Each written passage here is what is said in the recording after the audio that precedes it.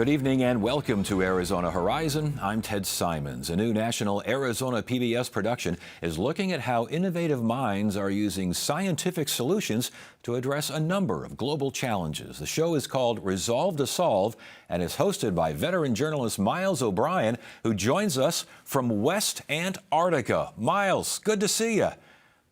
Ted, really good to talk to you. I got to ask you, I'm just kind of curious. What are you doing in Antarctica?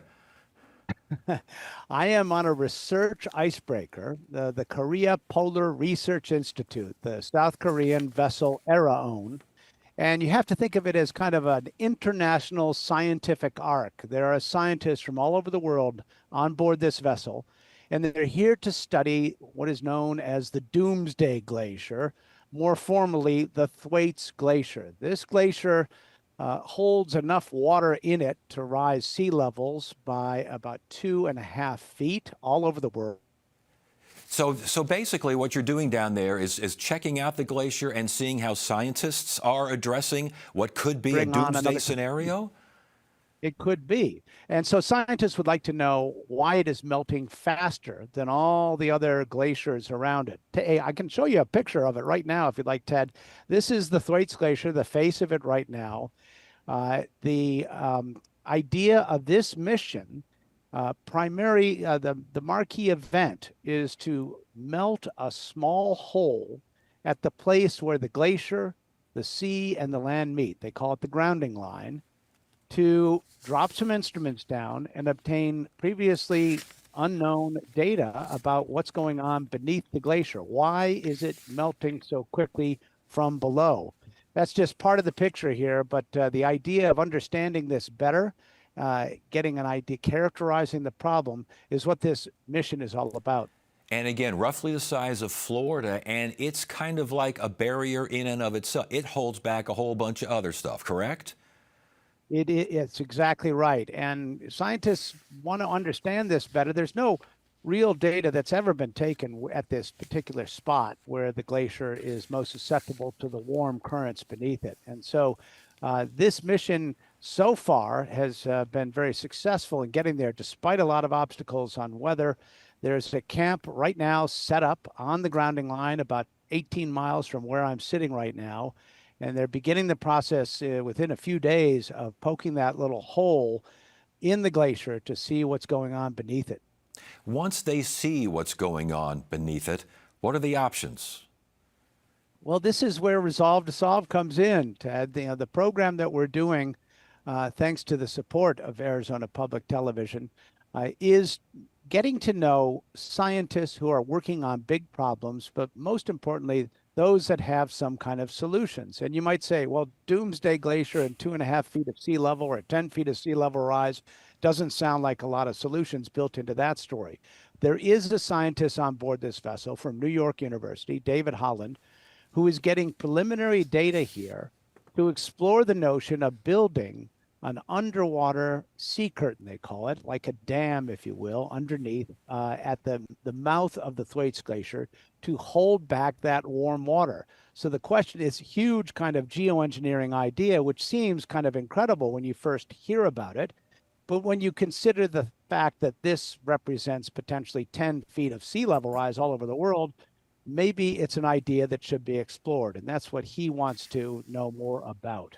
And that's what we are going to learn more about with Resolve to Solve, an innovative mind, again, with an innovative thought and perhaps even a solution to a global challenge. Give us more on the program and what we can expect from the program and the people that we're going to meet and the problems they're going to attempt to solve. Yeah, it's, for years and years, Ted, I've been doing science journalism, and I think we, meaning, journalists who cover this beat collectively, have not done a very good job of introducing people to the scientists themselves. So what I tell people about this program is it's kind of a cross between Anthony Bourdain and Sir David Attenborough. So we get to know the scientists, understand what motivates them, what problem they're interested in, and what solution they are driving toward.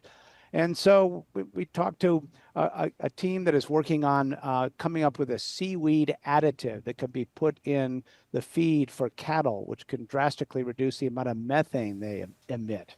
Which is a huge problem for climate change as well.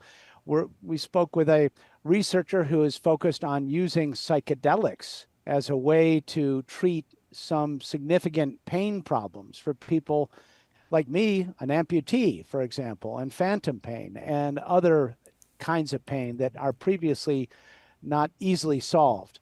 We went to a research facility in West Virginia where a doctor is using focused ultrasound to address addiction problems, sort of rebooting the brain.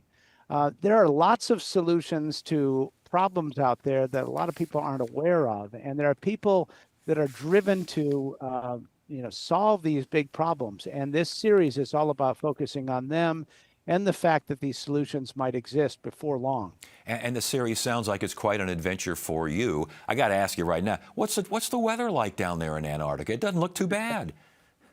Well, actually, you got about 60 degrees on me for sure. It is summer in Antarctica. Right now it's 25 degrees Fahrenheit, about 17-mile-an-hour wind, but the wind has a distinct cold quality to it as it comes off those glaciers. So it's the wind chill is significant. But I really can't complain too much. I'm bundled up, but it is not at all like the Antarctic winter, which is another story completely. Well, and with that in mind, how long have you been down there, and how long do you plan to stay to get the information you need to get this segment underway and to get this segment completed?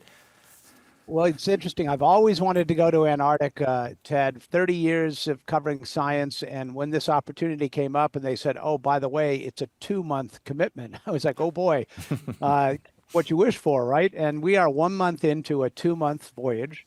But it's been busy and interesting the whole time.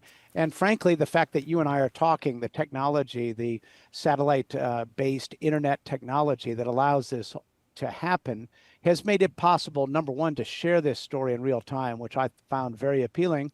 But frankly, I can do some other work too. So and I'm still connected. So yeah. It's been a great experience. Yeah, it has been. And it's something odd. You're on the same time zone as us. Who would have thought? Yeah. Who'd have thought that? If you take the longitude of Phoenix and go straight down, you'll find me at the bottom of the Earth at about 75 degrees of latitude. Wow. South. Real quickly here, because we're running out of time, but there's so much I want to ask you. As far as the weather, as far as the conditions when doing television, goodness gracious, you can't have a plane flying overhead or you got to do take two. You're down there in Antarctica. What are the challenges? It's, weather, wind, making sure that the Starlink can see the satellite, the pitching deck of the boat complicates those matters. As someone said to me when I was getting on the vessel, they said, whatever plans you have, forget them, because Antarctica has other ideas in mind. And so we've been learning all kinds of ways to be resilient. Yeah, and to get out of there before the weather turns, obviously, get this thing done before seasons change, right? Exactly. All right. Resolve to Solve debuts, I believe, this summer, correct?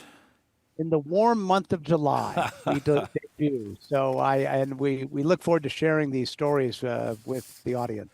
Well, Miles O'Brien, congratulations on the show. It sounds fantastic. It sounds like quite an effort just looking at you in Antarctica. This is an effort in and of itself. It must be very rewarding, and we're all looking forward to seeing this segment and this program. Congratulations on the success here. Well, thanks, Ted. As I told you earlier, I never worked a day in my life, and this has been the adventure of a lifetime. Miles, thank you so much. You're welcome.